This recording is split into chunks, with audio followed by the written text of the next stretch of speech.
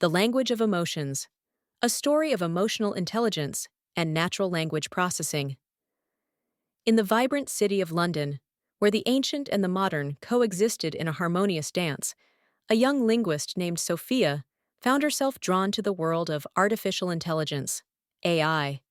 Her passion for languages and communication was undeniable, a flame that had burned brightly since her childhood. But Sophia felt a deep-seated desire to use her skills to understand and address the emotional needs of others.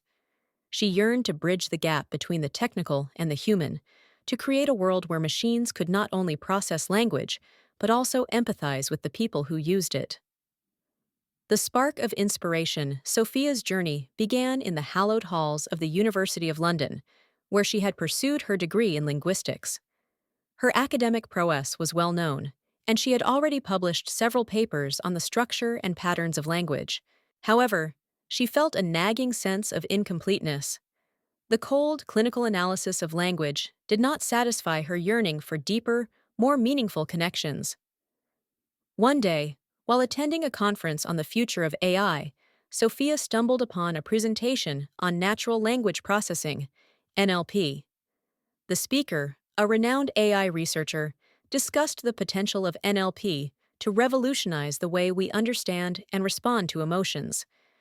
The idea resonated deeply with Sophia.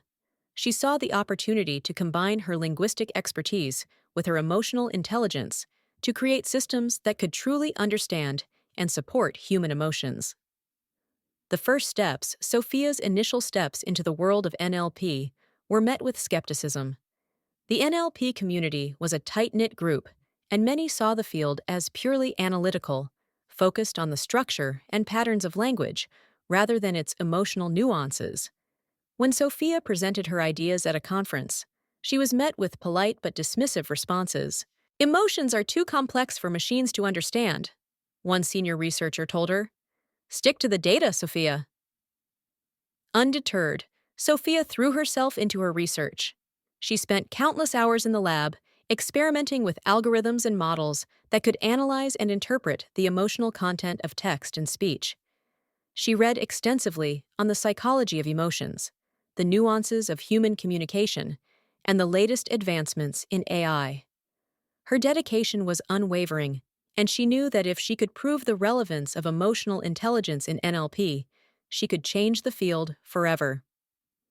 The rise of the emotional linguist. As Sophia's skills and reputation grew, she began to gain recognition within the NLP community. Her unique ability to combine her linguistic expertise with emotional intelligence set her apart. She became known as the emotional linguist, a title that both honored and challenged her. Her work involved developing algorithms that could detect and respond to emotions, offering support and guidance to those in need. One of her first major projects was a mental health support hotline. Sophia created a system that could analyze the emotional content of callers' voices and provide real-time support. The system was designed to recognize signs of distress, offer calming responses, and even suggest resources for further help. The initial trials were overwhelmingly positive, with users reporting a sense of comfort and understanding that they had never experienced before. Sophia's work quickly gained attention, and she was invited to speak at prestigious conferences and collaborate with leading institutions.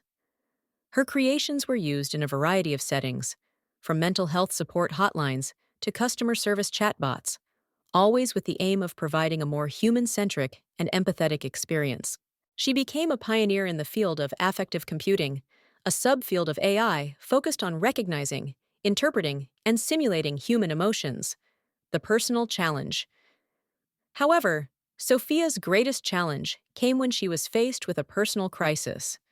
Despite her success and the impact of her work, she had been hiding her own emotional struggles. The pressure of her research, the skepticism of her peers, and the constant drive to prove herself had taken a toll on her mental well-being. She began to experience anxiety and depression, feelings that she had always been able to manage but now seemed to overwhelm her. Sophia's personal struggles began to impact her work and personal life. She found herself struggling to focus, her creativity waning, and her relationships suffering. She realized that in her quest to help others, she had neglected her own emotional needs. The irony was not lost on her. She had spent years developing systems to support others, but had failed to apply the same empathy and understanding to herself. The journey of self-discovery. Sophia's journey of self-discovery and healing was a turning point in her life. She sought help from a therapist and began to practice self-care. She learned to recognize and validate her own emotions, to seek support when needed, and to prioritize her mental health. The process was not easy, and there were moments of deep self-doubt, but Sophia's determination and resilience saw her through. Through her own experiences, Sophia developed a deeper understanding of the challenges faced by those struggling with their emotional well-being. She realized that the systems she was creating needed to be not just technically advanced, but also deeply empathetic. She began to incorporate her personal insights into her work, making her algorithms more nuanced and responsive to the complexities of human emotion. The innovator's vision, Sophia's most innovative project, came from this newfound understanding. She developed an AI-powered emotional support system that went beyond mere analysis to offer genuine, human-like empathy. The system, named Ava, was designed to engage in natural, supportive conversations with users, providing a safe space for them to express their feelings and receive understanding and guidance. Ava was a breakthrough in affective computing. It could detect subtle emotional cues in text and speech, respond with appropriate empathy, and even offer personalized coping strategies.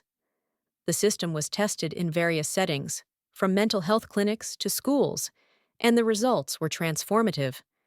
Users reported feeling heard, understood, and supported in ways that traditional methods could not achieve.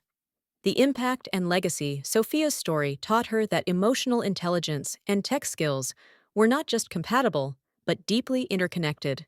By combining her linguistic expertise with her emotional intelligence, she had created powerful tools that had a profound impact on the lives of others. Her work offered a new language of emotions in the digital world, one that could bridge the gap between the technical and the human.